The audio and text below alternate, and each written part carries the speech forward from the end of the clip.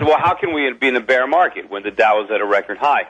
Well, you know, in 2000, first of all, the NASDAQ is still half of what it was in 2000, and many stocks are significantly below where they were. The S&P 500 is still slightly below where it was in 2000. But the Dow is about...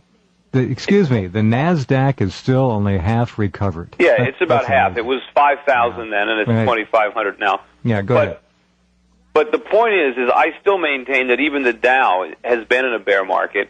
The Dow is lower in real value, considerably lower than it was in 2000, when measured against anything else other than the U.S. dollar, which itself has lost a considerable amount of value over the last 7 years.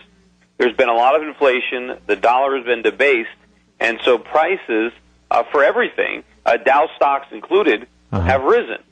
But I maintain that anybody who has maintained a fully invested posture in Dow stocks for the last 7 years is poorer today than they were 7 years ago as a result of being invested in Dow stocks. And you know this if you look at the Dow and you compare it to other prices. If you compare it, for example, to other currencies, the euro, for example, is one, but there are a lot of other currencies that the Dow has lost value against. The Dow has dropped by 30% in the last 7 years, priced in euros. You know, if you price it in milk, you know, the Dow buys 35% less milk today than it did in 2000.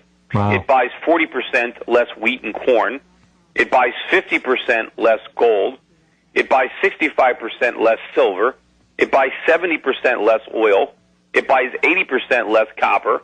And it buys 90% less uranium at today's prices. And the list goes on and on. I mean, you can compare the value of the Dow Jones to the cost of a condominium, to the cost of a college education, a day in the hospital, compare it to your health insurance.